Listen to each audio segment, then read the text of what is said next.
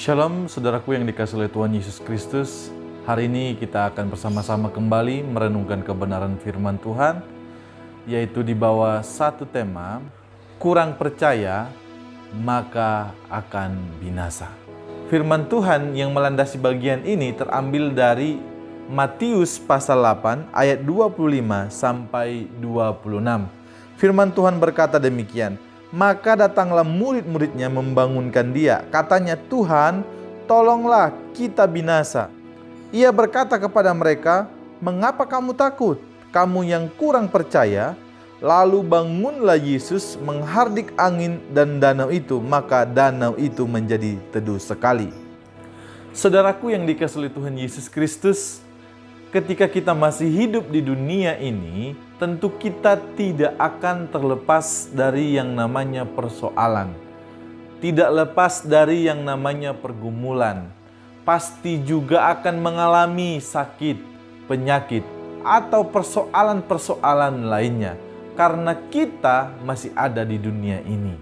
Bahkan ada orang yang kalau sudah menghadapi pergumulan yang berat itu, menghadapi persoalan yang berat itu, atau sakit penyakit yang mungkin tak kunjung selesai, ada orang yang mulai putus asa, bimbang.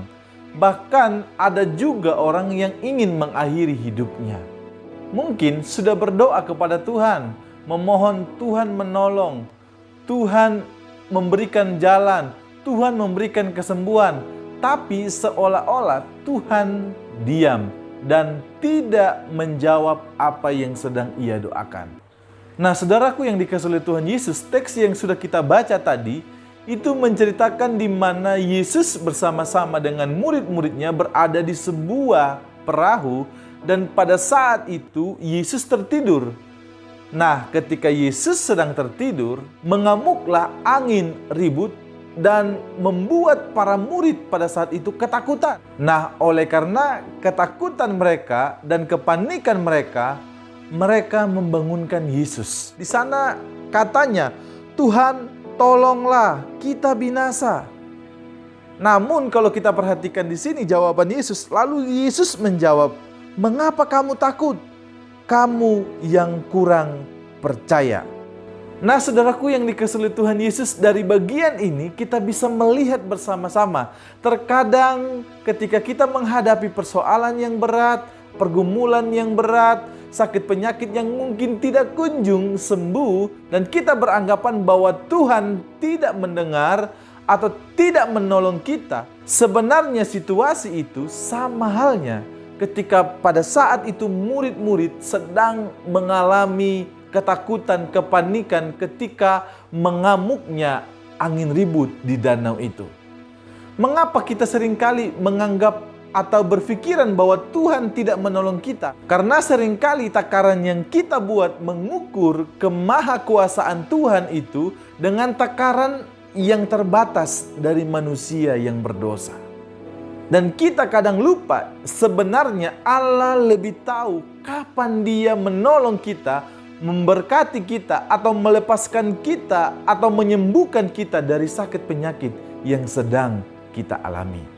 Kalau kita perhatikan teks yang tadi kita baca, terbukti ketika Yesus menghardik angin ribut itu, maka seketika itu juga angin itu menjadi teduh sekali.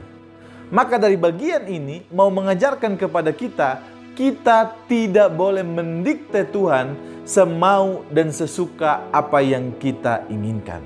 Oleh sebab itu, jika hari ini kita mengalami pergumulan, sakit penyakit yang mungkin tak kunjung sembuh, Allah tahu kapan Ia menolong kita. Oleh sebab itu, satu kuncinya, percayalah Allah pasti memberikan yang terbaik. Dan apa yang sudah Tuhan buat, sudah rencanakan, pasti akan indah pada waktunya. Tuhan Yesus memberkati kita semua. Shalom.